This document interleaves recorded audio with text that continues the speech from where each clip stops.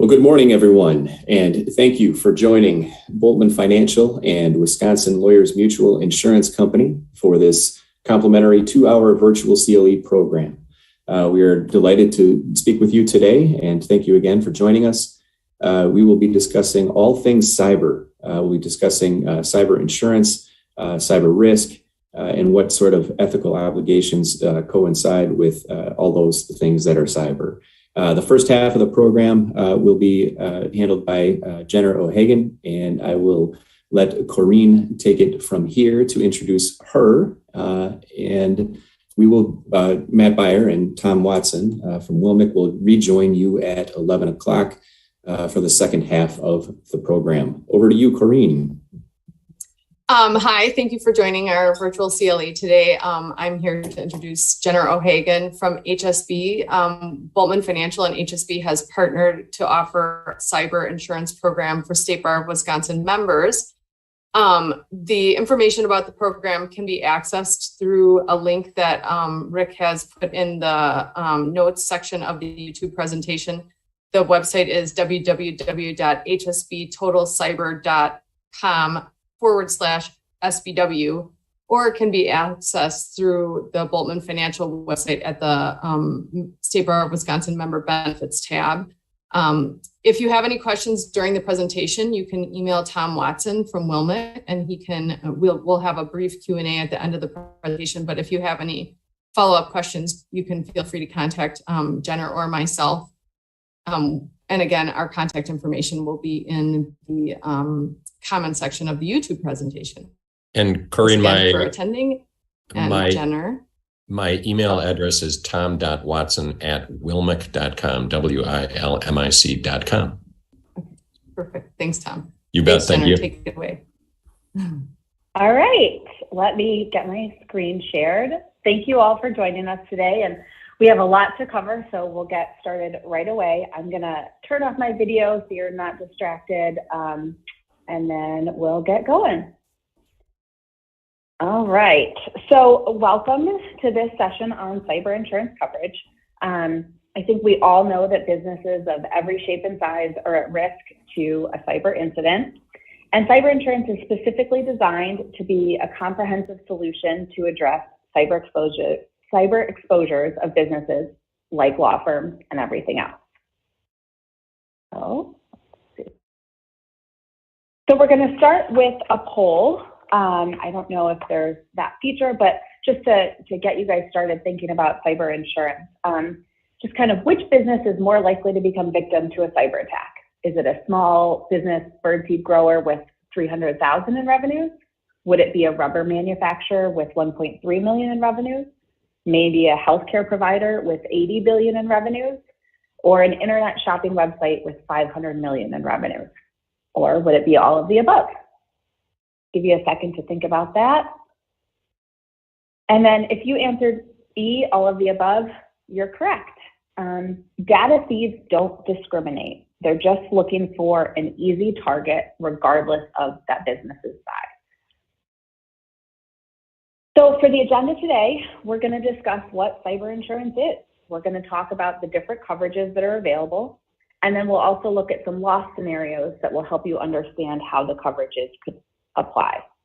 And then by the end of this session, hopefully you'll understand why cyber insurance coverage is critical for all businesses.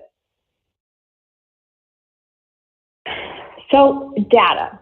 Data is a commodity because of its value to businesses, and also it's a commodity to thieves. Information is now considered to be the new oil, and some would say it's the most valuable commodity on earth. Businesses and organizations like law firms collect, store, analyze, use, and share all kinds of data on a daily basis. But if that data falls into the wrong hands, it can cause havoc for a business and for the affected individual. And data thieves no longer limit their activities to Wall Street. Rather, they find that many Main Street businesses are actually easier targets. So you'll see here that 43% of cyber attacks are actually targeted to small and medium-sized businesses. Small business owners frequently assume that bad actors have little interest in attacking their organization. After all, they think, what data do I have that someone could consider valuable, but they'd be wrong. Recent events have proven that nobody is safe from the threat of cybercrime. Not large corporations, not small businesses, not startups, not government agencies, or attorneys and law firms. In fact, today, almost half of the cyber attacks target small to medium-sized businesses. And this trend towards targeting these businesses is likely to continue. Small and medium-sized businesses have become more attractive targets than larger enterprises.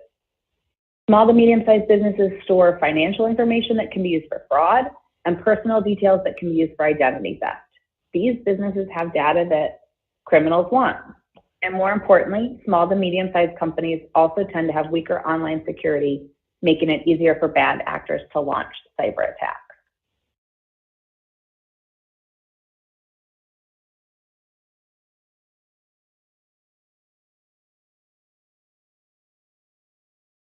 So often these businesses don't even know they've been attacked until it's too late.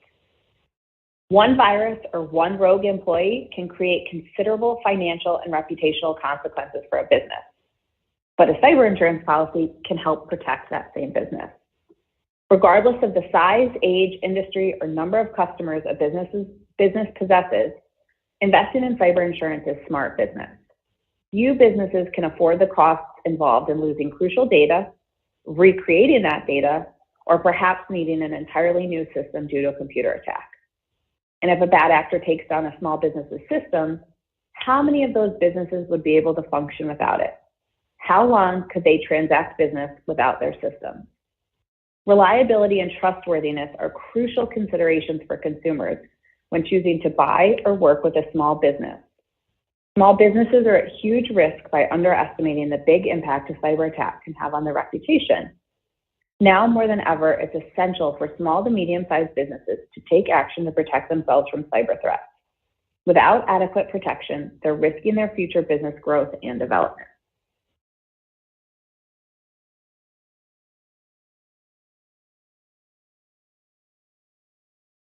So a business entity needs cyber insurance if they maintain personally identifying information on employees and or their customers. And what business does that not apply to? Every business has personally identifying information on their employees.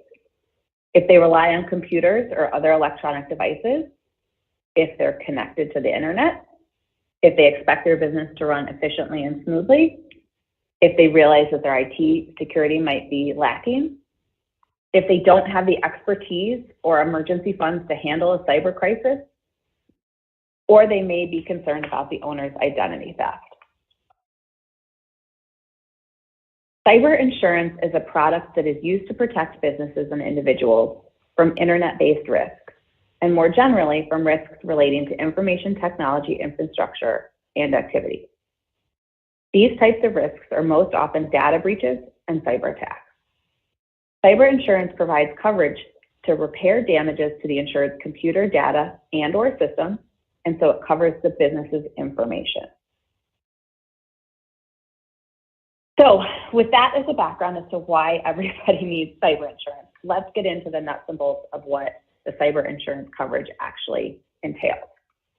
So cyber insurance provides a collection of coverages that enable an insured entity to respond effectively, to restore their data and systems, and get back to business when there's been a breach of personal information or a breach of their computer system. So let's examine the individual components of a cyber insurance policy. Cyber insurance coverage provides a comprehensive solution to help small businesses, or any business actually, respond to the full range of cyber incidents. It includes 6 first-party coverages, which is data compromise response expenses, computer attack, cyber extortion, misdirected payment fraud, computer fraud, and identity recovery. And don't worry, we're going to go through all of these in more detail. There are also 3 third-party coverages, which are data compromise liability, electronic media liability, and network security liability. These coverages reflect the rapidly changing cyber risks that small to medium-sized businesses face on a daily basis. So these are the coverage triggers and coverage terms for HSB's policy, but coverage terms and triggers can vary for every different insurance policy. So we'll just go through this as an example. All first-party coverages use a discovery trigger, not occurrence, and all third-party coverages are claims made. The coverage term means the increment of time. So it commences on the earlier of the first inception date of the cyber coverage or the first inception date of any coverage substantially similar to that described in this coverage form and held immediately prior to this cyber coverage and ends upon the termination of coverage. So very technical, but you're lawyers, so I think you probably understand, but let's break it down just in case. Since coverage is on a discovery basis, the insured may not be aware that they have experienced a data breach or computer attack until it has been discovered. If the insured learns that they had the breach on February 1st and the policy was bound on January 1st or during the policy period, it would be covered. But if the breach occurred before the policy inception date of the new policy, but the insured had data breach or computer attack coverage with another carrier immediately prior to the new policy inception date, then coverage would also apply. As always, be sure to read the policy or endorsement to acquaint yourselves with coverage specifics. So now let's take a deeper look at the first-party coverages. Cyber insurance policies have first-party coverages that provide response costs to data breach or cyber attack, and we'll take a look at all of these individually. So the first is data compromise response expense. Data compromise coverage is triggered by the insured's discovery that personal information in their care, custody, or control, or from third parties with whom the insured has a direct relationship and to whom the insured has entrusted the personal data, has been lost, stolen, or inadvertently published. Personal information may relate to the current, former, or prospective customers, clients, members, directors, or employees of the insured. The covered data breach may be electronic, which is the theft of electronic files. It could be physical, the theft of hard copy files, or procedural, mistakenly posting information to a website or printing social security numbers on labels. Any business that experiences a data breach is required by state law to notify the affected individuals of security breaches of information involving PII, or personally identifiable information, such as your social security number or financial information. State compliance laws vary state by state, and as such, the compliance requirements differ as well. Security breach laws typically outline who must comply with the law, define what personal information entails, explain what constitutes a breach, and provides requirements for notifications and penalties on not complying. So, as you can imagine, it can be pretty challenging for a business, especially a small business, to respond to the individual state laws for each affected individual state that they are located in. So if a small business has clients in multiple states, they need to know the laws for each of those states and comply appropriately. Think about how challenging that could be for a business that has clients in multiple states. So data compromise response coverage includes 7 sub-coverages that respond to a data breach.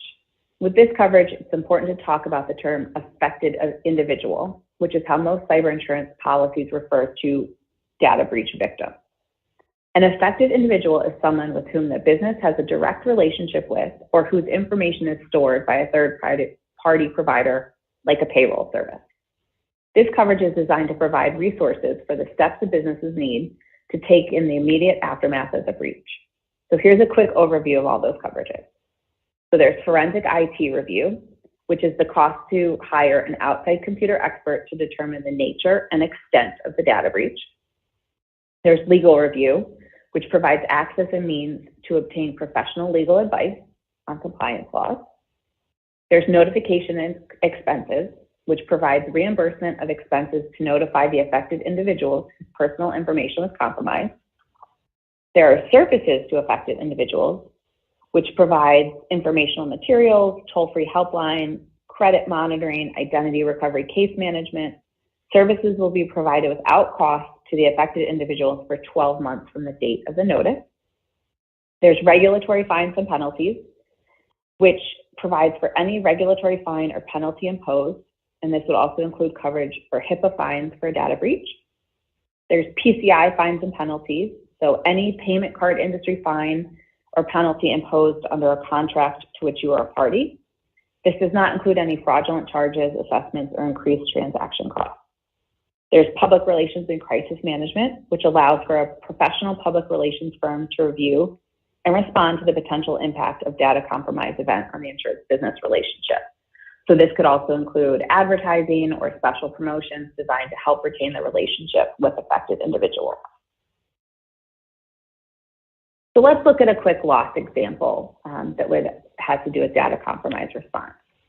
So a business's ex-employee stole over 100 customer records that included their social security numbers and transactional information and was going to use this information to hurt his past employer. The total cost was $35,329, of which $30,000 was for notification to the affected individuals, and then just over $5,000 for the legal review. This example shows where PCI fines and penalty coverage was needed. Payment for services by credit card is an acceptable practice now in the legal industry. So a law firm with a point-of-sale credit card machine had a data breach that resulted in more than 1,000 client credit card numbers being obtained by bad actors. The bad actor was able to steal names, addresses, credit card numbers, expiration dates, card security codes, and email addresses because the law firm failed to secure the point-of-sale system with a password. This security mistake put the law firm in violation of their contract with the credit card servicer, commonly referred to as their PCI or payment card industry agreement. Per the terms of the agreement, the card issuer is able to levy fines against the law firm to offset the card provider's cost of reissuing credit cards to the law firm's customers. The coverage paid the $5,000 PCI fine. And in our last example, a law firm maintained some of their customer paper records on site. One night, thieves broke in and stole countless boxes of records, which contained personally identifying information of their clients, like driver's license numbers and social security numbers. The state attorney general's office levied a $10,000 fine against the business, which was covered by the regulatory fine and penalties coverage component.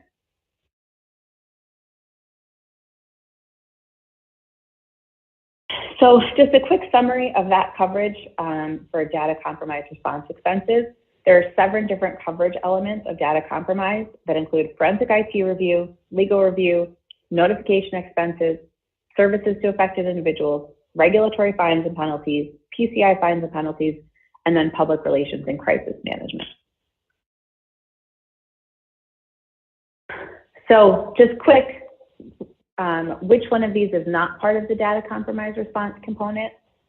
If you read through it, forensic IT review, legal review, reimbursement of stolen funds, notification expenses, services to affected individuals, regulatory fines and penalties, PCI fines and penalties, and public relations crisis management, the answer is reimbursement of stolen funds, so C. So now let's move into our second coverage, which is computer attack. Computer attack coverage is a first-party coverage that is triggered from the damage an organization suffers as a result of a computer attack, involving their own data or operational systems. This coverage pays for a professional IT service to help remediate the damage caused by unauthorized access, malware, or dedicated denial of service attacks. And there are 6 components to this: data restoration, data recreation, system restoration, loss of business, extended income recovery, and public relations. All of these would help put an insured back in business following a computer attack. So what is a computer attack? The policy defines the term computer attack as one of 3 events or triggers. The first is unauthorized access. This means gaining access to an insured's computer by an unauthorized person or persons, typically a bad actor. The second event constituting a computer attack is called a malware attack, meaning damage to the insured's computer system or data arising from malicious code, which includes viruses, worms, trojans, spyware, or keyloggers. This does not mean damage from shortcomings or mistakes in a legitimate electronic code or damage from code installed on the insured's computer during the manufacturing process. And lastly, a computer attack could be a denial of service attack, which means an intentional attack against a target computer or network of computers designed to overwhelm the capacity of the target computer or network in order to deny or impede authorized users from gaining access. So now that we know the attack triggers, let's look at the impact that a computer attack could have on a business. A computer attack may require a business to restore or recreate lost data, pay to remediate damage to software, reconfigure or restore system configuration, suffer downtime resulting in loss of business income, develop a public relations strategy to minimize reputational risk, or even anticipate potential legal actions alleging that the entity's lack of system security allowed damage to a third party. So just think of your own office. How would you respond if your system suffered a computer attack? How would you restore your lost data and systems? How would you be able to recoup the cost of the income you would lose as a result of your systems and data not being available? To answer that, let's look at how the computer attack coverage responds. The first component of computer attack coverage is data restoration. Data restoration reimburses the policyholder for the expense to recreate or repair the destroyed or damaged data due to a computer attack. Examples include the cost to restore data from electronic backup and recovery of the corrupted hard drive. If data can't be restored, it has to be recreated. So data recreation coverage provides the cost of a professional firm hired by the insured to research, recreate, and replace lost or corrupted data as a result of the computer attack from non-electronic sources for which there is no electronic source available, or where the electronic source does not have the same or similar functionality to the data that has been lost or corrupted. So basically, data restoration would include the restoration of data from paper files or other non-electronic files. System recreation coverage provides for the cost of a professional firm hired by the insured to restore its computer system to its pre-attack level of functionality by replacing or reinstalling software, removing the malicious code, and correcting the configuration of the computer system. The next part of this is loss of business. So loss of business coverage provides for business income lost by the insured and extra expenses incurred by the insured during the time period when the system and data recovery activities are taking place. The coverage begins at the time that the computer attack is discovered and continues until the date that all the data restoration, data recreation, and system restoration directly related to the computer attack has been completed. There is an 8-hour waiting period before this coverage kicks in. Some policies can have even longer waiting periods.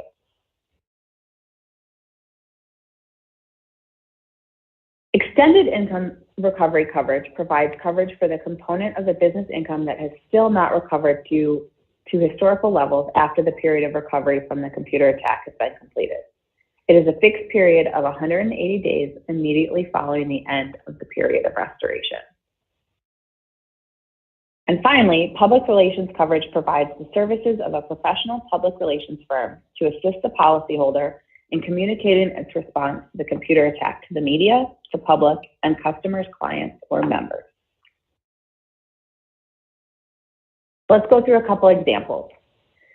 So a law firm suffered a virus infection that corrupted their data and caused the insured's computer system to stop functioning properly, resulting in a loss of income.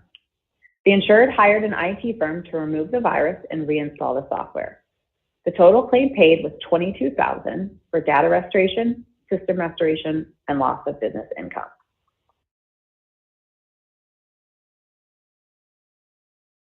So just a quick review of computer attack coverage. It's a first-party coverage that's triggered from damage that an organization suffers as a result of a computer attack involving their data or operational systems. The coverage pays for professional IT services to help remediate the damage caused by unauthorized access, malware, or dedicated denial of service attack. It also pays for loss of business income and extended income recovery, and public relations coverage provides the services of a professional firm to assist the policyholder in communicating its response to the media, public, and customers. So now let's look at a growing threat to businesses, cyber extortion. Cyber extortion coverage is a first-party coverage that's designed to help an insured organization respond to a cyber extortion threat, including ransomware or denial of service attacks. Cyber extortion covers the costs of a negotiator or investigator that's retained by the business in connection with a cyber extortion threat. It also covers any approved amount paid by the insured business in response to a cyber extortion threat. Approval from the insurer must be received before the ransom can be paid. Also, the threat must be reported to the insurer as soon as possible, but in no event more than 60 days after the date it is first made against the insurer. Also, the insured must make every reasonable effort not to divulge the existence of the cyber extortion coverage. In the past, bad actors have asked for payment in Bitcoin, the value of which changes daily. However, they have become savvier, and now a much more prevalent practice is for the bad actors to provide a phone number for the victim to call to find out the amount, the extortion, and how to get their data back. Bad actors use the phone call to gauge the ransom they will charge based on the information they learn in that call. So not only are bad actors customizing the ransomware, but also the ransom payment. I will note that HSB has claim staff dedicated strictly to cyber liability, and these specialists allow for quicker adjudication of the claim because they only deal with the cyber claims. In addition, we also use a cyber extortion specialty firm to advise on extortion threats. The cyber extortion specialist will advise the insured as to whether or not they should pay for the claim. Because they deal with the cyber extortion, the ransom. Because they deal with cyber extortion, they may be able to easily tell an insured the likelihood of getting their data back if they pay the ransom. In some instances, they may already have the decryption key for a commercially available ransomware. So here's a loss example. While working on a case, an attorney received a strange pop-up on his laptop. A ransomware virus locked the system until the extortion demand was paid. After consulting with their insurance carrier, the insured decided to pay the ransom to unlock his system. The insured also needed to have a forensic IT vendor assess if personal information was compromised, which made the total cost paid $4,400 for the cost of the cyber extortion and the system remediation.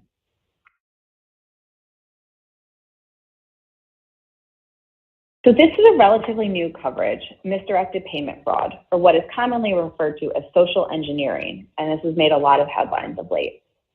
This coverage is triggered when an insured or their financial institution is intentionally and criminally deceived into transferring funds fraudulently. The misdirected payment fraud is in effect if fraudulent instructions are provided to the insured. How this usually occurs is a fraudster does their homework to understand who in an organization holds the purse string.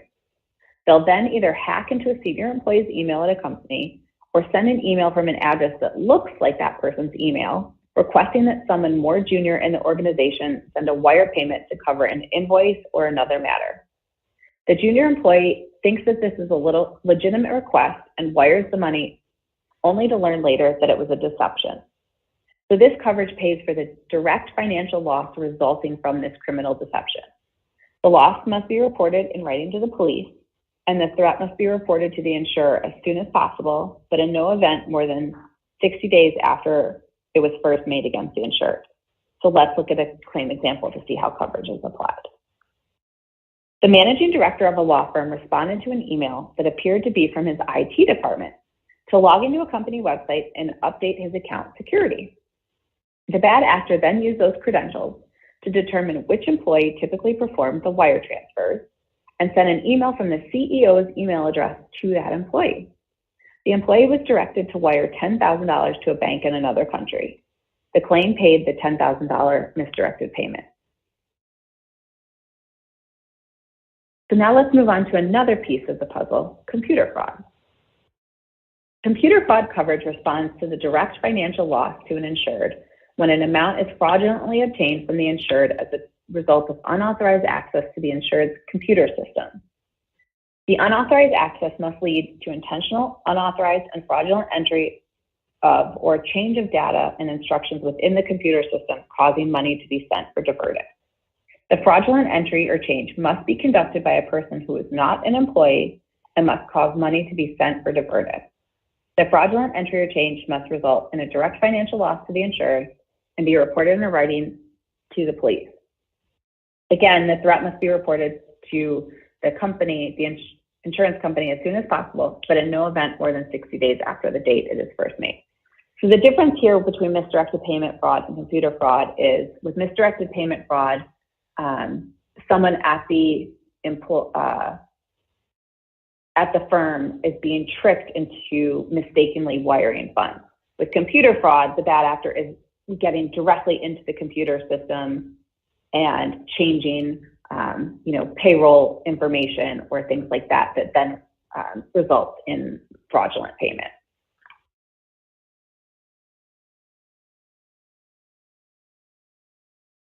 So here's a loss scenario for this case.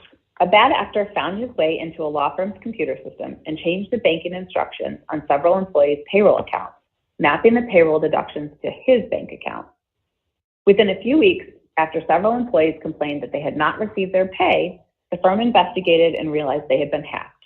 The coverage reimbursed the amount of the diverted funds of $17,500. So the next piece of this is identity recovery. Identity recovery is a first-party coverage that's designed to provide owners of the insured business with case management service and expense reimbursement to recover control of their identities after an identity theft.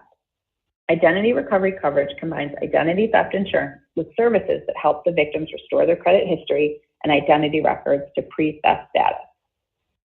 Included in some coverage forms, like HSB's, is case management services. Case management is provided by dedicated licensed case managers using a limited power of attorney for verified claimants. The case managers guide the insured through the process. They help write letters, make phone calls on behalf of the insured, and they follow up and keep records. A toll-free helpline is available with counselors to answer questions and give information on identity theft loss prevention.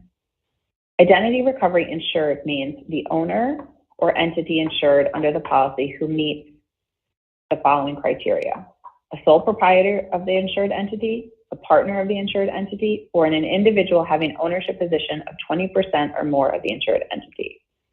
An identity recovery insured must always be an individual person, not the business entity. The entity insured under this policy is not considered an identity recovery. Also, the threat must be reported to the insurance company as soon as possible, but in no event more than 60 days after the date it is first made against the insured. So for this last example, the owner of a small law firm was sued due to unauthorized accounts opened in his name. In addition, fraudulent purchases made and lines of credit were also fraudulently opened. An attorney and a case manager assisted the insured to resolve the fraud charges and restore the insured's identity. The total cost was $5,600 for attorney fees. There is no charge for the case management services as they are built into the policy and do not erode the coverage limit.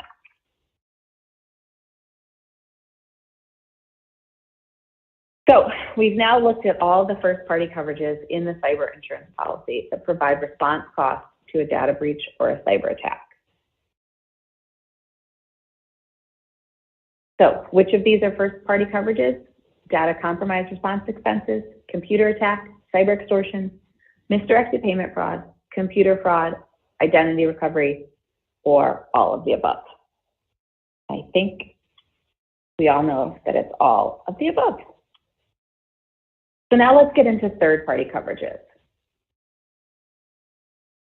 The third-party coverages include data compromise liability, electronic media liability, and network security liability, and we'll go through each of these individually. With all of the first-party exposures, business owners are opened up to third-party exposures as well. These third-party coverages cover the costs of defense counsel as well as settlement or judgment costs in the event of certain suits. The coverages are duty to defend, defense is within the limit, all three are claims-made coverage, and there is an automatic 30-day extended reporting period included in coverage and an optional supplemental extended reporting period for additional premium. So we'll look at all of these in greater detail. Data compromise liability pays for defense and settlement costs associated with lawsuits arising from a data breach. Basically, the business owner has notified individuals of a breach, and one of those affected individuals files a claim against the business. Before there can be a loss under liability, there must first be a covered loss under the first-party data compromise response expense. A suit may come from an affected individual, a state attorney general on behalf of the affected individuals in the form of a class action lawsuit, or a regulatory agency like HIPAA. So let's look at an example of when data compromise liability would come into play. A law firm suffered a data breach and notified the affected individuals appropriately. 3 months later, the law firm received a demand letter from an attorney claiming that his client's identity was stolen due to negligence on the insured's behalf. Even though the law firm notified the affected individuals appropriately in accordance with state notification data breach provisions, they were still susceptible to a lawsuit from those affected individuals. So the cost for the litigation settlement was $7,500 and the cost of attorney fees was $5,000. So the total amount of the claim paid was $12,500. The next piece is electronic media liability, and this pays for the costs associated with suits alleging that the information posted on a company's website either violates privacy, infringed on a patent, or defamed another company or individual. It's amazing not only what individuals post on the internet, but what some businesses post as well. An electronic media liability suit is a claim alleging that an error, misstatement, or misleading statement in a display of information in electronic form on a website resulted in infringement of another copyright, title, slogan, trademark, trade name, trade dress, service mark, or service name, defamation against a person or organization that is unintended, or a violation of a person's right to privacy, including false light or public disclosure of private facts. In the event of an electronic media liability suit, the policy will cover costs of defense, settlement, and judgment. Defense is provided within coverage limits. So here's an example of an electronic media liability claim. A law firm posted a picture of a local celebrity on their website that they had previously provided service for. The insured noticed increased business attributed to this change. However, a letter was received from the celebrity's lawyer demanding that the picture be taken down and that their client's reputation may have been harmed by the association to this insured's product. The law firm hired an attorney to respond to the demand letter, and the total cost of legal fees and settlement was $7,000. So the next coverage is network security liability, and this pays to defend the insured against claims that negligent failure of their computer security caused damage to a third party. Perhaps the virus accessed an individual's contact list and forwarded itself out to everyone in the company's directory. Someone at another company may have clicked on that link and released the virus causing damage. Again, recall that the trigger of the suit must involve unintentional propagation or forwarding of malware, breach of corporate business data, or the unintentional participation of the insured system in a denial of service attack. The coverage pays defense costs within the limit of liability plus any settlements or judgments. So a law firm learned that its systems were infected by a virus when a client reported receiving a strange email from the firm. An outside IT consultant spent 2 hours investigating and fixing the problem. A month later, a former client alleged that it had been damaged by a virus received in an email attachment sent by the firm. After stressful weeks of negotiation, the firm settled the dispute for $30,000, and the property manager's attorney billed the firm $7,000.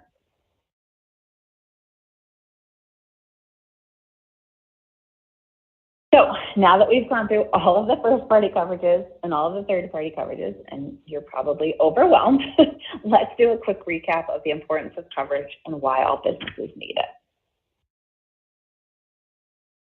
So all businesses need cyber liability coverages because typically general liability policies do not cover data breaches and cyber attacks. The majority of attacks are against small and mid-sized companies that lack the legal and public relations resources to respond to a breach. Every state has different laws requiring businesses to notify affected persons of stolen and lost data. A business that suffers a data breach needs to protect its own reputation and credibility. Businesses can suffer severe financial burdens and losses due to income due to cyber attacks.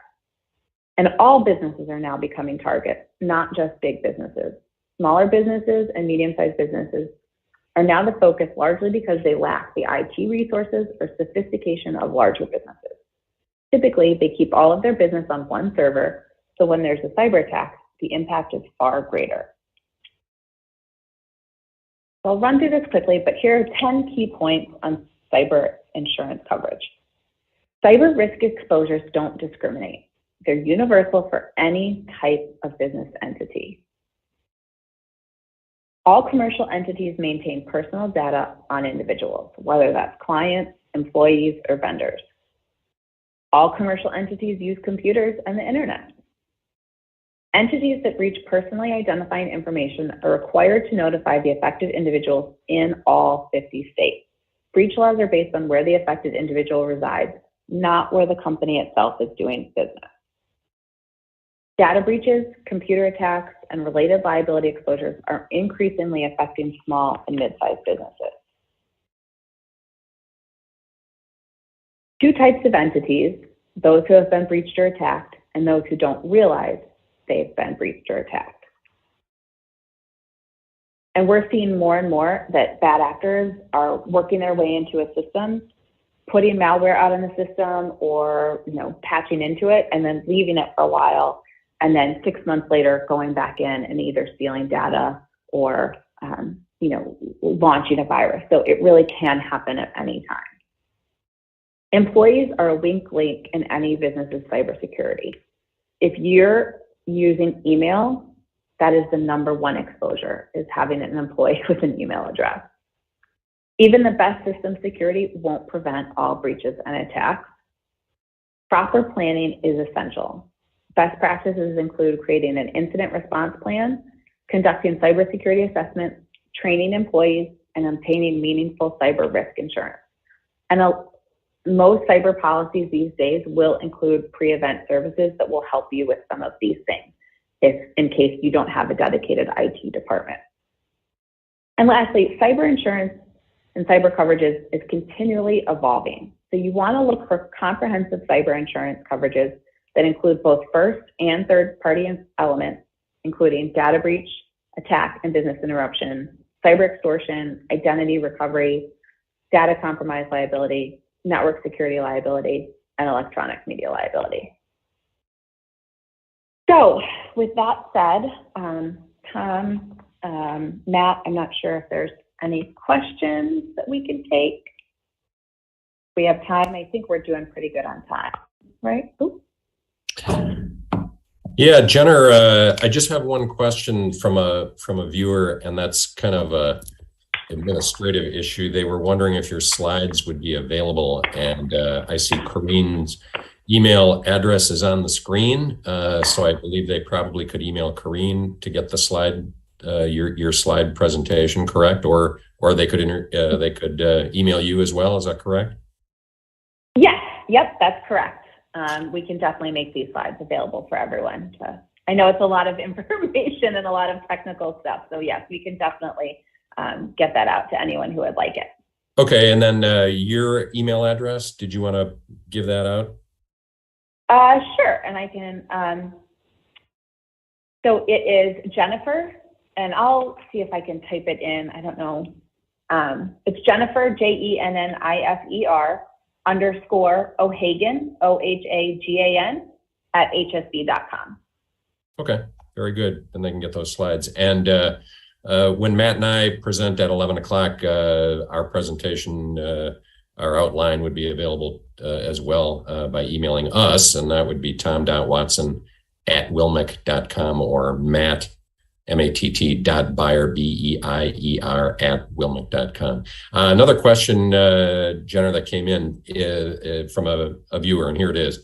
Is there a concern that coverage giving in to extortion demands encourage more extortion? I know that's a question we've heard very often over the years. Yeah, it's possible, but one of the things is that if you do get a ransomware demand, your insurance company and claim advisor will help you respond to that, determine one, if you're going to pay it at all, do you have backups? Can we recreate the data that they've locked up without having to give in to the extortion demand? But if you do pay it, they release it. They may not, there's no guarantee that they're actually going to give that information back. They say they will, but they may not. So again, that's one of the reasons we encourage, data backups, offsite storage, things like that. But then hopefully, what will happen then too is with the recreation of that backup and whatever forensic specialist is hired and brought in, they will beef up your computer system, and we would work with you to make sure that hopefully, you're not susceptible to extortion or ransomware again in the future, because obviously, and these bad actors, there are so many computer systems out there, there are so many people using the internet that they're not going to waste time, knowing that you're probably going to improve your IT infrastructure. They're just going to move on to the next person who it's easy to hack. It's more of a quantity, not quality for them. They could hack 20 different small businesses and get the same amount, rather than spending time trying to re-break into your system and get more money. So I don't think it's something that's a big concern, no. Okay. I don't see any other questions from viewers, either on my end or on our screen here on the chat. Anybody else? I do have just a comment and a curiosity, I guess. Jenner, have you had any experience with the failure to comply with the notice requirements? Usually, when somebody finds out that there is a breach, it's sort of I don't want to call it a panic, but there is certainly a sense of urgency attached to the event. And it's a pretty tight turnaround. To, at least in Wisconsin, I believe that, that there's a reasonableness requirement with respect to the time frame for notice, but it's not to exceed 45 days. But then I also see at least in Wisconsin's statute, that there really isn't any sort of penalty for that, other than, the failure to comply can be evidence of negligence. Have you seen that happen both ways, where notice is provided? I know you had the example where notice was provided, but they were still on the hook for negligence. But how is it treated when people actually go through the notice requirements, and how is it also treated when they don't? Personally, that would be a better question for our claims specialist. Okay. That's not something I've really dealt with, but I can certainly follow up and get some information on that for you. But and that's kind of why we have in place with our claims department those experts that, again, you said there's certain statutes for Wisconsin, but again, it differs for every single state. Sure. So while there might not be, a harsh penalty or fine if you don't comply within the state of Wisconsin, within other states that probably is not the case, or might not be the case. So, that's why we understand that for a small business owner, they're not going to understand that it's something I deal with, the topic of cyber insurance every day, and it's not really something I can even answer. So you do need, an expert when it comes down to that, to know kind of what the consequences may be for what you do or don't do after, a data breach. Sure. No, I agree with that wholeheartedly. And, I think there's probably something to be said when you're defending a negligence claim, when you fail to notify the person who's affected. So generally, I completely agree. It's a good idea to get out in front and get those notices out. But like you say, there are experts who deal with that every day. So thank you. I appreciate the answer. Of course. All right. Well, I don't. Go ahead, Jenny. Oh, no, I was just going to say, with no other questions, I appreciate everyone's time. And if there are, we'll get the slides out. And if there are additional questions that come up, please feel free to reach out to myself or Corrine, and we're happy to help.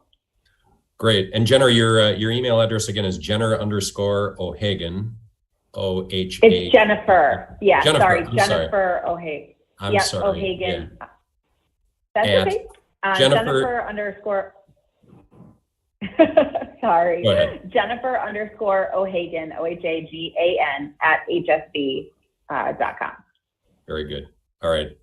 Thank you, Jenner. We'll take about a 10-minute break, and Matt and I will be back at 11 o'clock, and we'll walk you through some of the experiences WILMIC has seen in the cyber world, and what law firms are facing in terms of challenges and exposure, and how to prevent all of that. Jenner, thanks for a terrific presentation. We will be back at 11 o'clock. Thank you. Thank you. Thank you.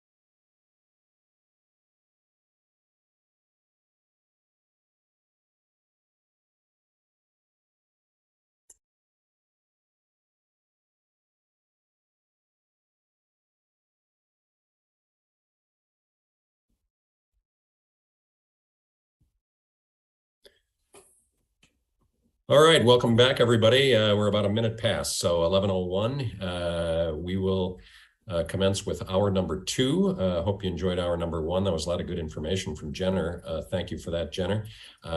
So Matt and I will go through a lot of different stuff from the law firm perspective and from the perspective of a malpractice insurance company.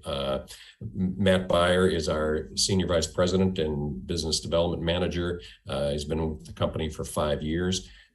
Matt has also worked claims here at WILMIC, and so he has seen some of the cyber issues that have come up at law firms, and he will talk about that, what lawyers were exposed to, how they might have been tripped up, and maybe some ways to prevent that, and what the responses were and should be, including social engineering claims, which we've seen, not many, but we have seen them, and those are preventable and somewhat unique, and I do want to talk about those because, as I say, they're preventable, and unfortunately we had one recently that got rather expensive. So we need to talk about that. So Matt will cover all of those things, as well as the ethical obligations that you have, and the ethics rules and opinions, and what that all means. And so those are things that you need to be aware of. And Matt will cover that as well. My name is Tom Watson. I'm President and CEO of Wisconsin Lawyers Mutual Insurance Company. I've been here for 18 years. And, 18 years ago when I came to WILMIC, cyber was not on the minds of lawyers. And in fact, probably wasn't on the minds of lawyers even 5, 6, 7, 8 years ago. Hopefully it is now. We certainly all have seen some of the cyber issues that have come up around the world, really, not just in the legal profession, but everywhere. Recent high profile breaches you see on the screen in our outline, some pretty big companies and some pretty big agencies, the Department of Justice and Equifax and Home Depot, Yahoo and the like, Target, Google. So no one's immune to this. And in fact, oftentimes Matt and I have been out doing presentations and just meeting lawyers, either at a local bar meeting or a state bar conference.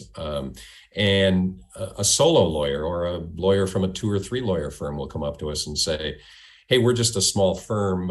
I'm just a solo. I'm sure I'm not on the radar of hackers. I don't really need to worry too much about this, do I? I'm such a small fish. Well, I think in some ways a solo or a small firm might be as or more vulnerable, because maybe you don't have the same level of infrastructure and security that a bigger firm does. Maybe Matt will touch a little bit on that as well. So those are all issues out there. We're going to talk a bit as well about the exposures unique to law firms, and as I said, what we've seen out there are real life examples.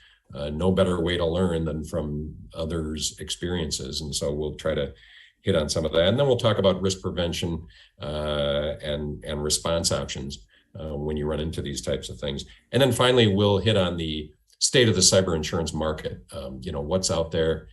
There are many cyber insurance carriers that have really pulled back and pulled out of the market because they didn't know how to price this kind of insurance, and they weren't sure of what kind of risk is out there. That's another reason that this HSB product that Jenner has been talking about in the first hour can be so valuable and important to you and other law firms.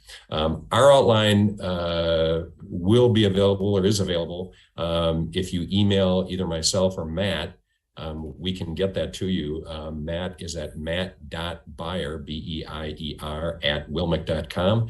And I'm at tom.watson, W-A-T-S-O-N, at wilmic.com. So email either one of us. We'll make sure and get you that outline. To be honest, you're better off emailing Matt. He'll get that outline to you because I know he's got it handy. So that's a good way to do it. So I'll throw it to Matt here in just a second, but I just want to mention a couple of things. Jenner went through some of the statistics and some of the the issues that are out there. And I'll just throw a couple more at you. I've seen some statistics recently where the cyber experts who work in this field have suggested that cyber criminals have the ability to penetrate up to 93% of all company networks. That's a scary number. And I don't know if any of you have done what do they call it? Penetration testing at your law firm, where you bring in an expert to see how far they can get into your network. I know of one firm that did that, and I think it took the expert less than a half hour to identify all the passwords at the firm. Now, that's another scary circumstance that you want to shore up if you can, and Matt will talk about that. I think what's important about this topic too is that you have so much sensitive information about your clients that needs protection, and Matt will cover that as well. And let's face it, your reputation can be at stake as a law firm too, and you have an obligation to protect your clients' information at all costs. Really, as Matt walks through the ethical rules and obligations, you'll see that that you do have that obligation. And so, all of that being said, I'll send it over to Matt. And again, if you have questions, just a little housekeeping here. If you have questions, you have two options. One, you can email me at tom.watson@wilmic.com. Or if you're a YouTube subscriber and you want to post your question in the YouTube chat, you can do that. That'll get to us as well. So with that, and I'll also say again that this entire program has been approved for 2 credits, and you can get that reported and taken care of when you report your credits to the BBE website, and we can get you that link too if you need it. So that being said, Matt, I will throw it to you. Let me just double check here, make sure. Nope, no other questions at the moment. So it's all yours. All right, thank you, Tom. And jumping right into the ethical obligations, this wasn't always something that was written down in our Supreme Court rules, and it's only been in the last decade or so that the ABA and state bar associations have decided to tackle the issue. And where did it land? It landed in 20:1.1, where we talk about competence. Lawyers shall provide competent representation to a client, which requires the legal knowledge, skill, thoroughness, and preparation reasonably necessary for the representation. Obviously, it doesn't say anything about technology in the specific rule. However, the comments and the ethical opinions that follow recognize that there is a need to pay attention to technology, and not only as a useful tool or a convenient tool for lawyers, but one that requires attention be paid to it so that you don't run the risk of running afoul of your ethical obligations to your clients. So there we have it, the maintaining competence in comment 8, the ABA comment 8. Maintain the requisite knowledge and skill, keep abreast of changes in the law and its practice, including the benefits and risks associated with relevant technology. There's the phrase, the benefits and risks associated with relevant technology. And, as Attorney Dean Dietrich has said, who is well known as an ethics guru, I think, in the state, this doesn't necessarily mean that you have to know the ins and outs of the computer programming, the ins and outs of electronic devices and how exactly they work. What you do need to be aware of is how that technology is used and what the risks are of using it. It's too old these days, to only recognize the only risk in technology as hitting the dreaded reply all button accidentally in your email. It goes well beyond that. These days, we can hold a relatively close thing to a supercomputer in the palm of our hand in all of our phones, but they are vulnerable. And as much as we try to create a culture of risk awareness and mitigation, these attacks just they don't go away. And really the cyber criminals are becoming more and more sophisticated, figuring out more and more ways to get around whatever safety precautions we put in place. And as Tom mentioned, it's a frightening statistic. 93% of those IT systems that are out there can in fact be penetrated. That is a concern, and it should be a concern. And so your obligations are under competence, to stay abreast of what's going on with technology and what useful tools there are to help protect the information that you have on your systems. Ordinarily, WILMIC is talking about competence when we talk about areas of practice or cases that one might take on, but the thought process is the same. If you don't know, you have two options. One is to study until you do know, whether that's a practice area or with respect to technology, or two, associate yourself with someone who has the expertise that you need. You wouldn't, if you're a exclusive personal injury lawyer, you wouldn't necessarily pick up a collections case and expect to immediately understand all of the obligations under the Fair Debt Collection Practices Act. And so you might associate with another lawyer or consult with another lawyer or begin to study what the ins and outs of that law are to make yourself a competent lawyer in representing your client. Same is true with technology. If you don't know, what a virtual private network is, don't worry. You don't need to know exactly how to build one, but you do need to know that is one of the best ways that you can help protect yourself when you're working at home. And we'll talk more about working remotely in the coming minutes. But that is essentially where your ethical obligations begin, and that is making yourself competent and understanding the technology that is available to you and the risks associated with it. Okay, so unfortunately, the rule and the comment, give us, another one of those gray areas of reasonableness. In other words, you have to make reasonable efforts to adequately address the risks associated with the use of technology. And we get a little more guidance in the ethics opinion EF-15-01, which is on page 3 of the materials. And you can see the citation there, amended, not too long ago, only 5 years ago. But I'm going to focus on this middle paragraph here and what do you need to do to be reasonable or to make reasonable efforts. First thing you have to ask is how sensitive is the information? Your client, because of the nature of the attorney-client relationship, is one that invites full disclosure. And in so disclosing, what sort of information are we talking about? Is it particularly sensitive? Does it involve the reputation of the client? Does it identify, ways and means to access other information about the client or the client's property? Those are the kinds of considerations you need to address to be able to determine how sensitive that information is.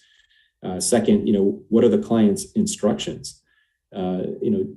Despite the fact that you as the lawyer understand, the obligation to keep information and matters and statements otherwise confidential under Rule 1.6, the client doesn't always understand that, and so may give you specific instruction that you can access this information. I'm going to give you access to this information, but you absolutely have to keep it under lock and key. You have to maintain all safeguards to make sure that it is not disclosed to anybody who is not so authorized. I don't want anybody else in your firm looking at it. That kind of instruction from the client will, or at least should, dictate some of your actions to keep things safe. And then what would the effect of inadvertent disclosure and be? And that may be part of your answer to the first couple of comments or factors that I mentioned. If it's sensitive, then obviously the effect of inadvertent disclosure is going to be greater than if it isn't so sensitive. But pay attention to those factors. And then, do you understand the level of security involved and the risks of intrusion. If you represent, an everyday average Joe in your in your representation, is that person necessarily attractive to a cyber criminal in that, they may make greater effort to, penetrate your system, and get through your safeguards to access that information, or are you representing a celebrity, which might invite more efforts to get at that information? Those are considerations that you need to take into effect. Another one is cost. I don't think that the rules require you to go bankrupt trying to protect something, but when it doesn't cost very much to put a firewall in place or to put antivirus software on your computer, do those things because they are reasonable and they are not something that would be considered cost prohibitive. And then lastly, more and more of us are using what's referred to as cloud computing. Put it in the cloud. Where's your information? Oh, it's all in the cloud. There's nothing that prohibits a lawyer from using cloud computing, but do your homework. And when you're selecting a service provider, to service your IT needs, and they do so by way of using the cloud, understand who they are. Are they reputable? Do they have references that you can check? It never hurts. WILMIC's experience and WILMIC's practice has always been when shopping for any services from any vendor to get several quotes and compare. More often than not, there are different ways, to address cybersecurity issues, but they generally will run, along the lines of similar costs associated with providing those services. So if they're reputable, have they had any bad experiences? What sorts of bad experiences, and do you know about them? Will they share them? And find out as much as you can about that particular vendor. And then, as always, use your network. WILMIC is probably a good place to start. Give us a call and say, hey, what sorts of providers should we be looking for? And obviously, attending programs like this are a good way to help recognize the risks, what they are, what you can do about them. But then also make use of resources, even at the state bar. Practice 411 and Chris Shattuck, they do a great job of answering those kinds of practical questions. Where to start to find these service providers? Who have you had good luck with? Who have you had maybe not so good luck with? But again, that's that sort of crowdsourcing, that sort of making use of your resources around you is a good idea. And probably necessary as you go about satisfying your competency requirements under the rules. Those are great pieces of advice, Matt. Let me just piggyback on a couple of those things. You mentioned the cloud, and what you said about all of that is exactly right. Chris Shattuck and others at the State Bar can certainly help lawyers figure out good cloud options. I've had many lawyers come up to me and ask me about using the cloud. I think it's a great option for lawyers, particularly maybe a smaller firm or even a solo who could utilize cloud services at a reasonable cost. And as you said, the double-edged sword to it is be careful.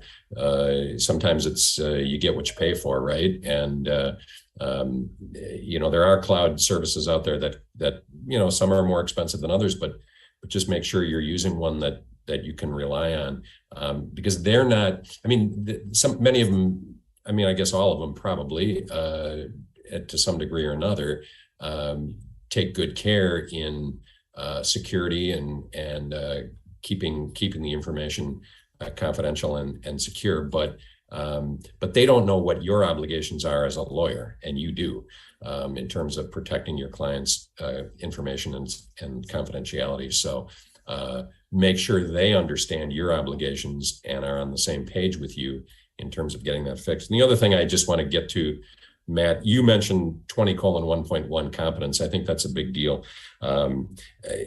It came about a few years ago. It hasn't been that long, but in recent years, the rule became that lawyers need to be competent in technology. Now, does that mean you need to be a techie or understand what patches and certificates and all those other things are? No, I certainly don't.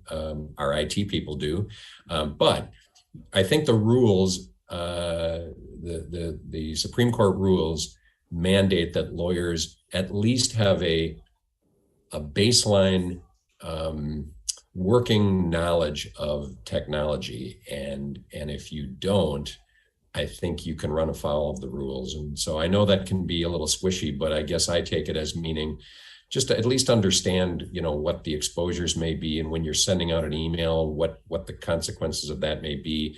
I've seen statistics that suggest that 95% of cybercrime and security breaches are due to human error. 95%. So human error is a big deal. And so if you are careful and at least understand what it is you're doing on whether you're on an email or you're, getting on your website or doing whatever you're doing, make sure you at least have an understanding of what the risks are and how to do it competently. And I think if you do that, you're in pretty good shape with the rules, but it is something to think about, because even 10 years ago, 15 years ago, there was no such rule. I mean, lawyers could plead ignorance, basically. Say, I don't know how this technology thing works. That's not true anymore. You have to have some working knowledge of what we're doing, because let's face it, we all use it now. You can't not use it. It's an embedded part of our lives. And so we have to understand what it is we're doing with it. Yeah, great points, Tom. And you can see on the outline there that we have some other ethical obligations and rules that we do need to be concerned about. And we've mentioned a couple of these in our discussion so far. A couple others we haven't. So confidentiality is certainly at the heart of this, as is competence. But clients put a lot of trust in lawyers, not just to keep things to themselves, but to prevent others from gaining access that's unauthorized. Communication. Whenever I talk about communication, I can't not mention the fact that, upwards of 20% of the claims that WILMIC sees, whether it's in the form of an actual claim, a potential claim, or a grievance, come from some sort of lack of or incomplete communication between lawyer and client. I often cite the quote, and I hope I don't butcher it now, but the problem with communication is the illusion that it has occurred. And I think several, including George Bernard Shaw and others, have been credited with that quote. But it's important because the obligation to destroy that illusion is on the lawyer. And so, I like to advise, or at least suggest to our policyholders, that you tell your clients the good, the bad, and the ugly. The good is easy. It's always fun to share good news. The bad, and the ugly are the more difficult situations. But the bad is really, along the lines of managing client expectations. Here are the weaknesses in your case. Here are the reasons why you're not going to become a millionaire. Here are the reasons why we need to adopt this strategy over that strategy. And then there's the ugly. The ugly, are mistakes that are made and need to be communicated. Brian Anderson, our director of claims, and I often field that question. Do I have to tell my client? Yeah, I think you do. And as we see here in the outline, Model Rule 1.4C may require a lawyer to discuss security safeguards with clients, including when breaches occur. But it may even be a little bit more than that, and it may be, what do you have in place, to be able to protect that information.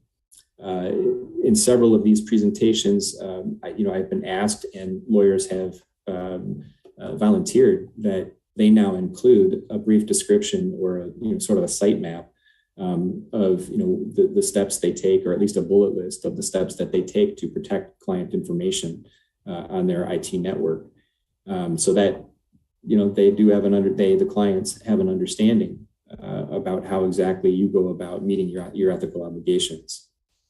These what you have on the screen, Matt, these are really important, I think, and lawyers, I hope are really looking at this screen and going through these.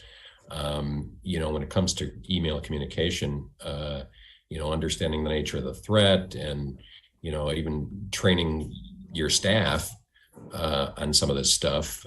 What you see often, of course, is an email comes in. If your staff is getting those emails, and we've all seen the hackers can be pretty clever, and sometimes an email will come in and it'll look completely legitimate. And if a staff person is not well trained and they click on a link or an attachment by mistake, they click on it intentionally, it becomes a mistake, because it can lead to malware and all those things. And so pay attention to these bullet points that Matt has up on the screen. These are from an ABA formal opinion, 477R, and then opinion 483-2. As the opinion says, it underscores the importance to plan beforehand for a potential electronic breach. And if you follow these bullet points, I think it'll really be helpful. So this is an important page, I think, in terms of getting an understanding of some of the responsibilities, at least as they're laid out through ethics opinions, both from the State Bar and the ABA. Yeah, you bet. Let me just highlight it. Well, let me go back. I wanted to address a comment, Tom, that you said at the introduction, which was, why do small firms need to be concerned about this? Right. Well, we do have some statistics. They are not in the outline. They're relatively new, but the ABA recently released their 2021 tech report. They do this every year. And of particular note is that, lawyers and law firms, yes, are becoming more and more targets of cyber criminals. But, solos and small firms have sort of flown below the radar for a little while. But what's happening is that the bigger firms that have been the subject of attacks are starting to beef up security, making it more difficult for cyber criminals to penetrate their networks. Now, again, I don't know exactly how that fits with our first statistic, which is that 93% can be penetrated. It seems like there's always there's that constant struggle between defense and offense, and figuring out exactly what you can do to make yourself more secure. But the tech report found and reported that the percentage of firms experiencing a breach ranged from 17% of solos and firms with 2 to 9 attorneys, about 35% of firms with 10 to 49 lawyers, and 46% with firms between 50 and 99 lawyers. And then about 35%, with those with over 100 lawyers. So you can see that, the small to medium-sized firms up to about 100 lawyers are starting to become the targets of attacks. And as WILMIC has seen, it doesn't matter if it's a solo or a small or a larger firm. It's almost carbon copy the type of, for example, the social engineering attacks that Tom mentioned. It's almost carbon copy how they go about accomplishing those kinds of intrusions.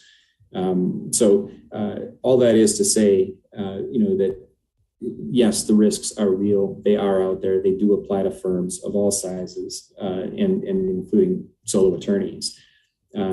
So that addresses that comment from the beginning. We have other ethical obligations to be worried about too. Safekeeping property. Obviously, the lawyers have to protect their trust accounts, documents and property the lawyer is holding for clients. And more often than not, those documents and things that the lawyer is holding can be in electronic format. So again, the security is there. It is definitely something that we all need to be concerned about.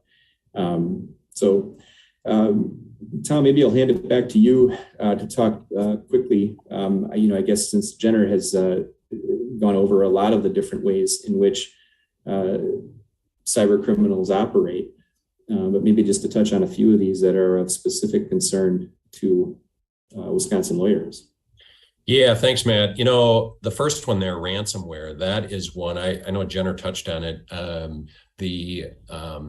The cyber insurance carriers, certainly that I've talked to over the last several years, all have indicated to me that ransomware has been the biggest issue, not only for businesses generally, but for law firms too.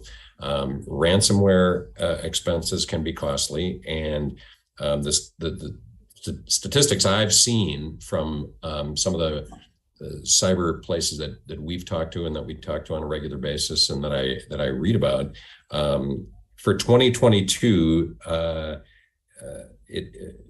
much has ransomware increased? Well, annual ransomware attacks now this is worldwide, and the first thing they cite is from 2016 through the first half of this year, so roughly a 5-year period. Ransomware attacks, the annual number of those in the millions. Okay, so so far, first half of 2022, 236 million ransomware attacks. Again, it's worldwide.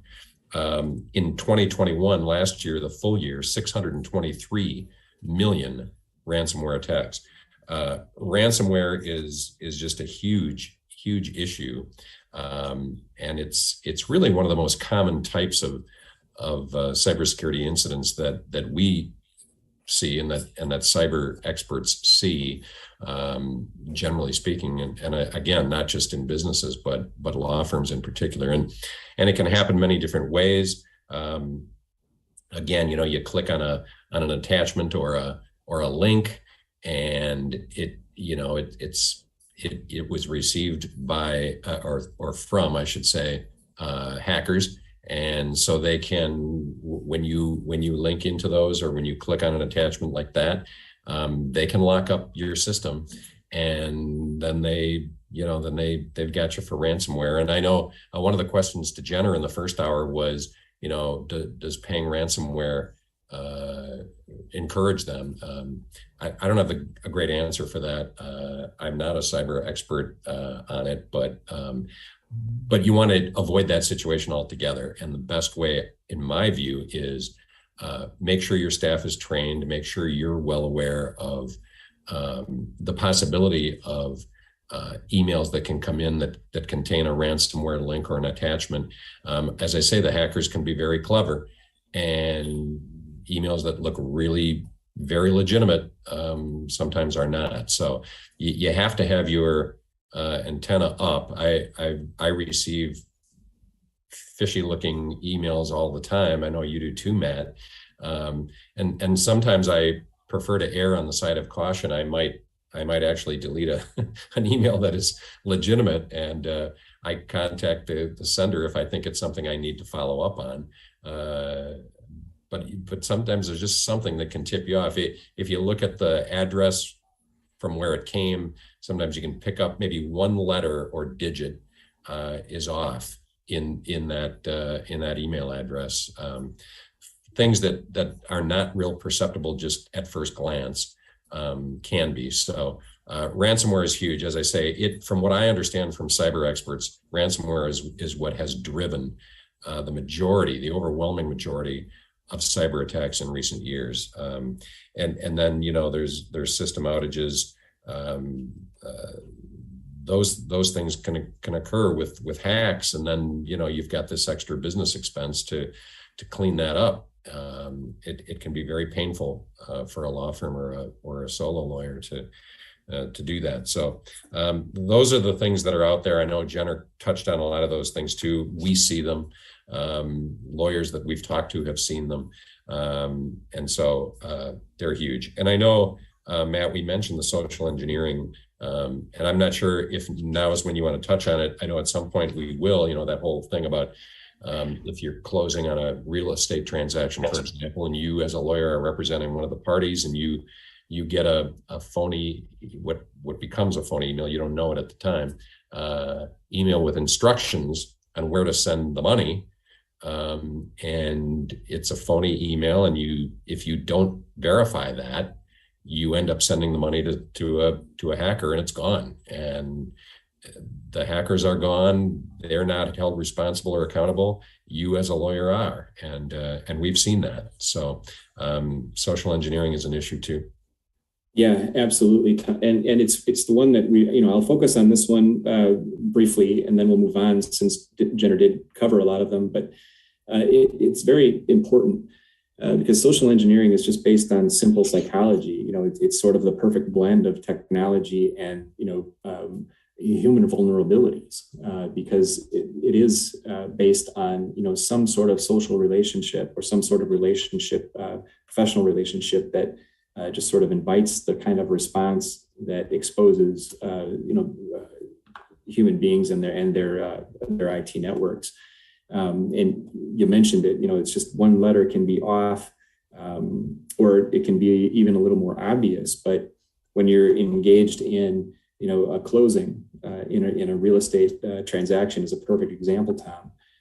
You're just trying to do service to the client and get it done as quickly and as efficiently as possible. And the cyber criminals know that. And so they will then impersonate somebody who is involved in the transaction, or somebody with, a slightly, in the hierarchy of things, they'll recognize the relationship and recognize those giving the orders and those taking the orders. And they will put in, as you mentioned, fraudulent wire instructions. And, the best, guidance that WILMIC can offer is what I call do the two-step. And it's along the same lines of, dual factor authentication, when you're trying to log into your system and you can't until you get a code that's sent to your phone or some other device that will, then allow you or give you the permission to access your system. But the two-step is go, in this context of social engineering, whenever the wiring of funds is included in any particular situation, go low tech and do the two-step.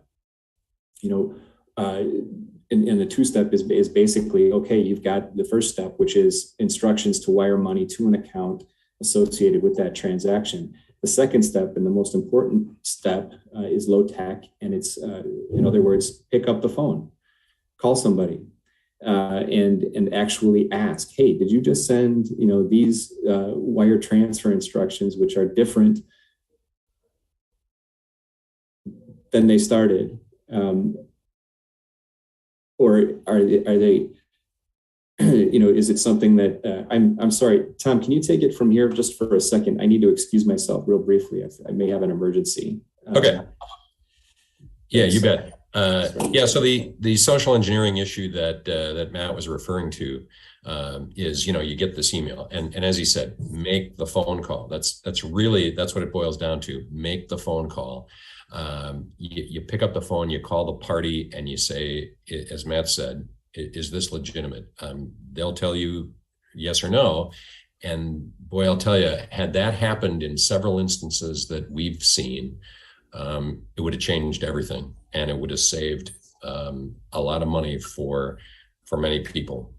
So don't just take an email at face value. It seems so simple, I know, but when you get an instruction to wire a fair amount of money somewhere, that would be an email you want to make sure is legitimate. So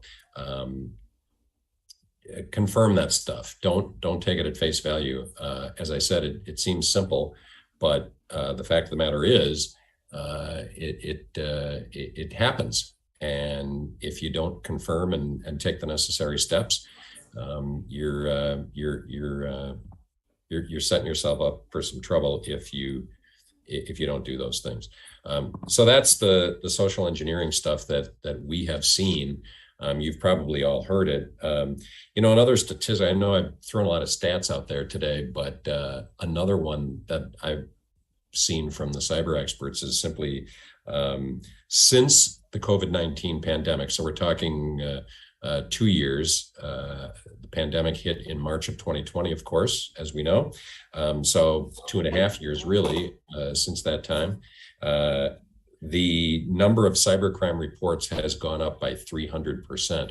So what the pandemic really did was it put hackers into overdrive, really, and really seized on people's vulnerabilities. And so keep that in mind. The pandemic has really increased this stuff. And so you have to be especially hyper vigilant now. We do have a question from a viewer. She writes, if we receive a hacking type email, are you aware of a place to forward those emails for investigation? I know that Amazon has a spoof email address to forward these types of emails to. I don't know of any. Matt, do you?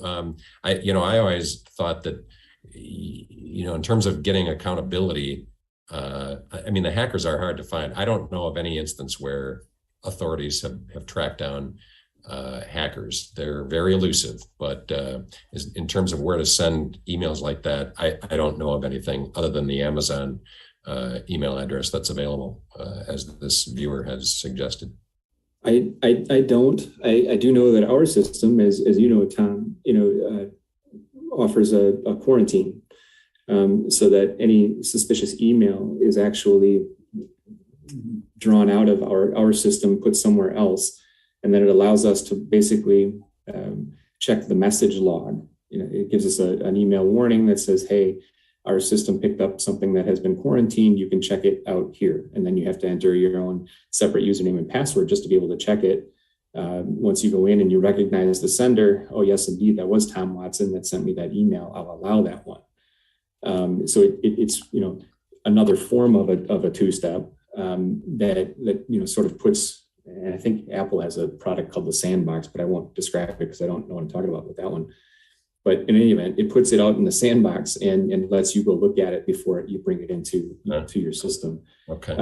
But yeah, I'm not, other than the spoof email address that was suggested by the audience member, I'm not aware of any that you can send that to. Yeah, it's a great question. And thank you, Janine, for sending that. Janine is a friend of mine, so I want to shout out to her. Thanks for joining us today and for the good question. I wish we had a better answer for it. And I apologize for everything's okay. Just a brief situation. Okay. I'm going to move ahead. A lot of the information that is in this part of the outline was covered by Jenner in the first part of the program. What is personally identifiable information? Where is it stored? She's right. It's not only first name and last name, but it's got to be linked to something like those that she identified: Social Security number.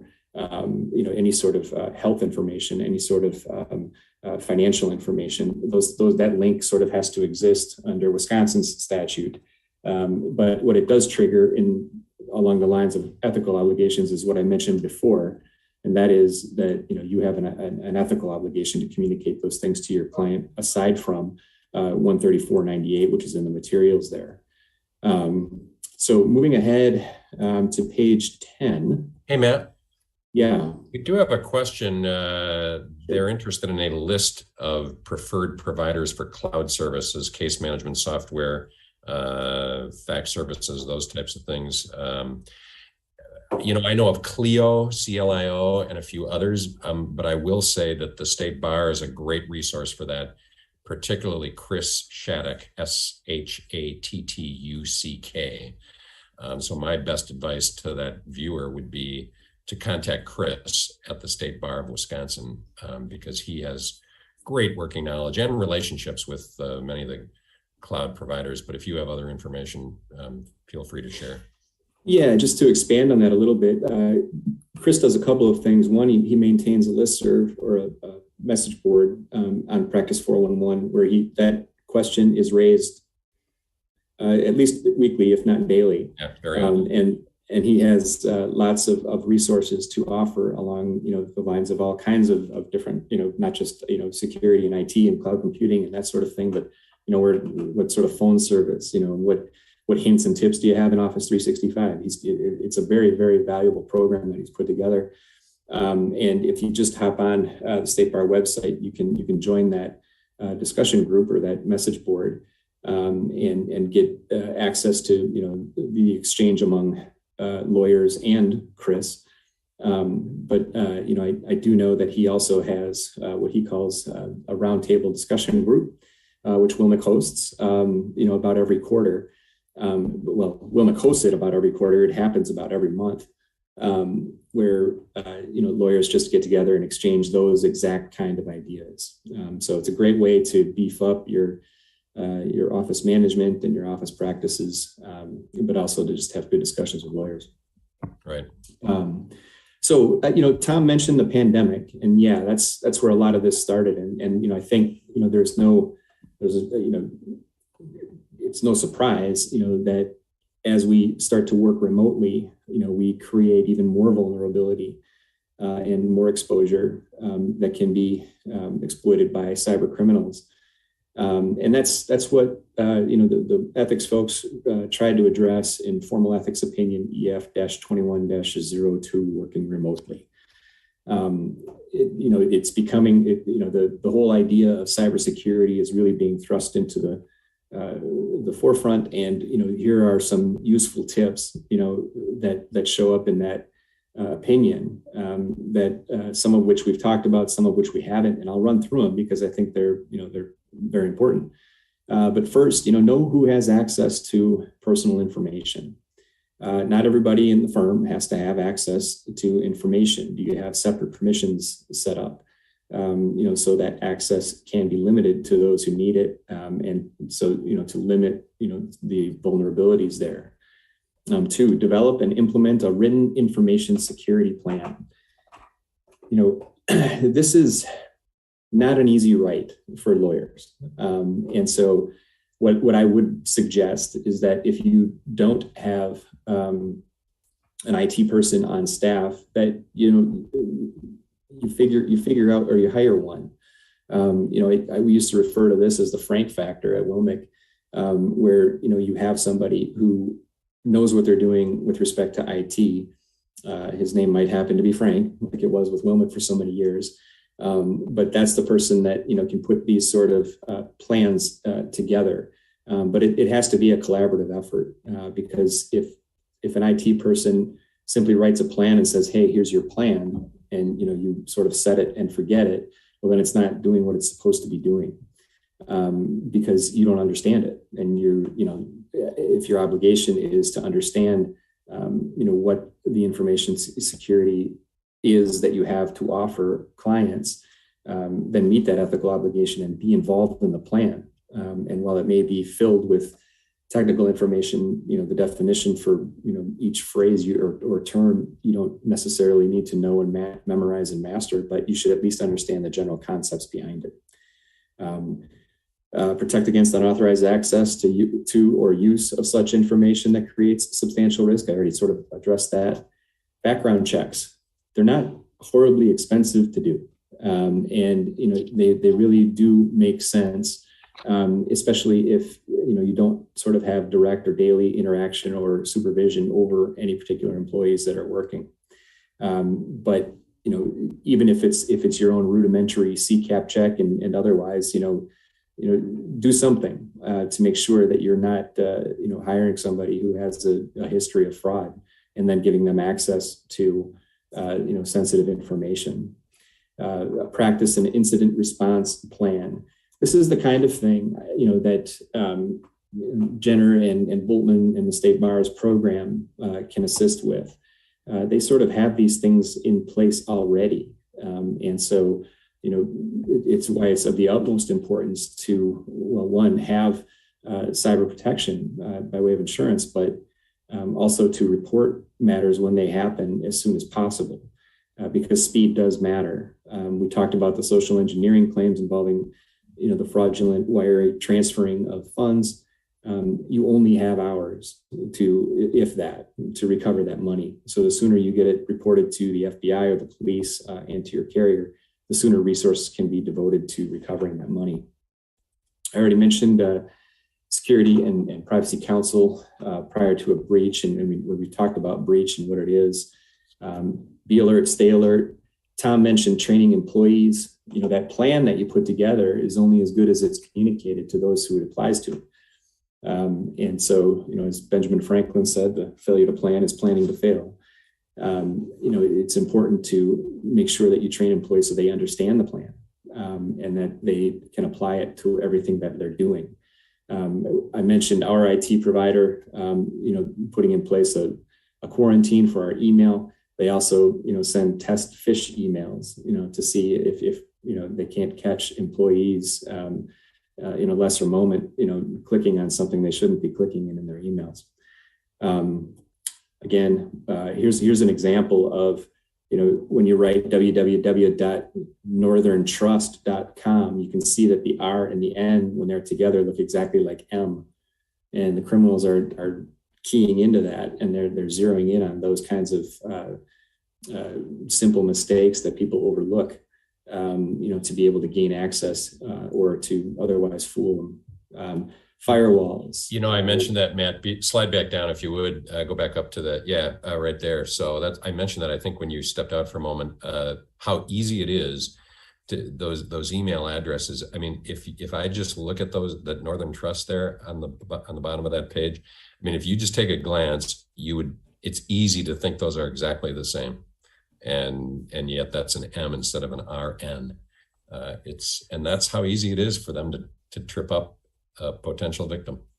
Yep, whether that's in a web address or an email address, those are the kinds of things that happen. So tough to pay attention to, but you do need to in order to avoid that risk.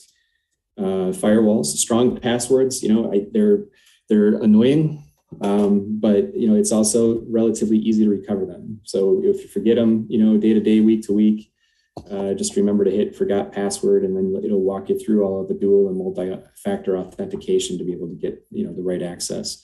Encryption is important, and I mentioned the virtual private network. And as I understand it, I have a series of black boxes on my desk at home that basically take information that I send out, and they scramble it up, and then they send it to where it needs to go, scrambled up. And then once it gets to where it's supposed to be, then it's revealed, unencrypted, or at least solved, I guess, if that's the right word, so that the receiver can read it. But again, that is a simple thing to do, that you don't necessarily have to understand how it works, just that it works, and use it. Two-factor authentication we've talked about, and then penetration testing, we've talked about that as well. So that ethics opinion is very valuable. It's not a difficult read, and of tips and guidance like we just went through. And again, the citation on that is Formal Ethics Opinion EF-21-02. I see that we have gone beyond our time here, Tom. Do you have any parting topics or parting shots that you want to give here? Yeah, at the beginning, I promised viewers we would hit on the state of the cybersecurity insurance market, so I'll just touch on that very briefly.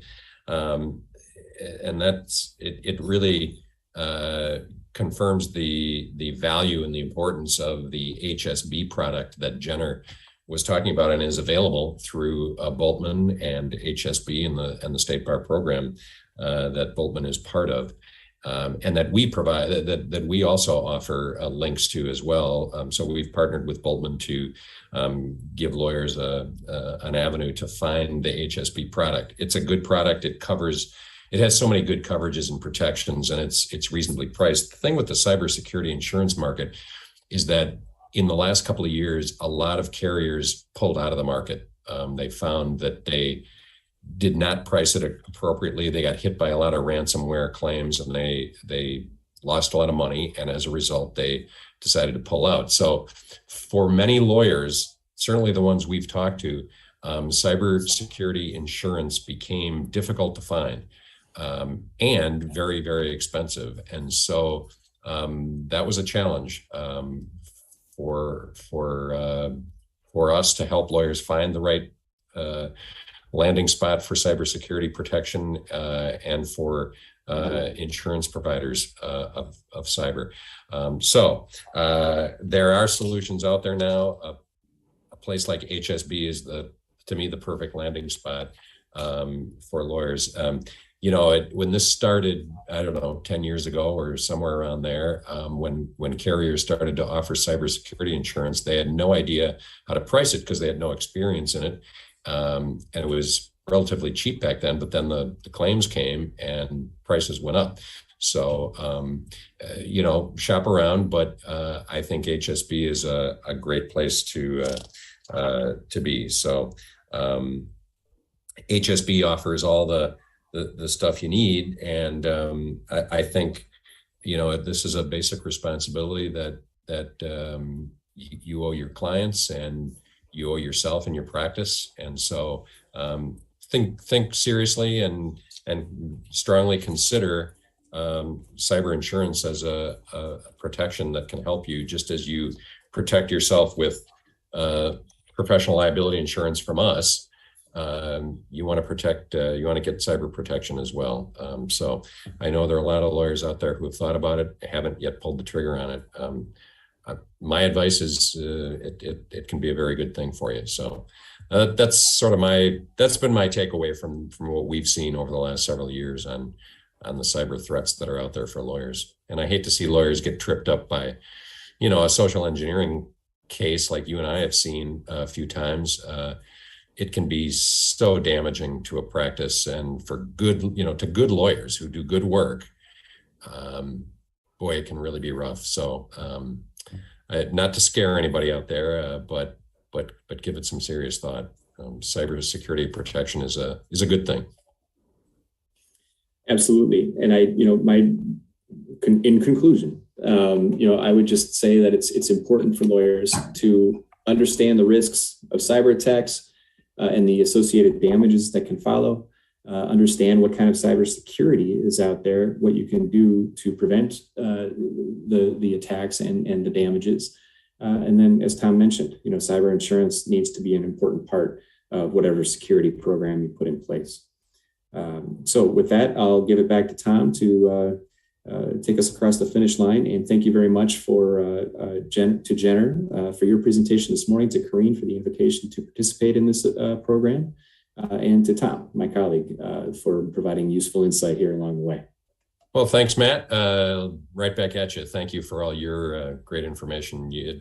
I got to give credit where credit is due. Matt put the outline together and has worked really hard in this area and has worked with Corrine on this stuff. So thank you, Matt. Thank you, Corrine. Thank you, Jenner. Great resources, folks, to help with cyber. So thank you all for joining us for the webinar. I hope you got something out of this today and found it to be 2 hours well worth spending with us. It's 2 credits that have been approved, so you're all good there. And thanks again for spending some of your day with us. Hope you have a good afternoon, and we'll be back down the road with more good CLE programs. So thank you very much. Have a great day, everybody.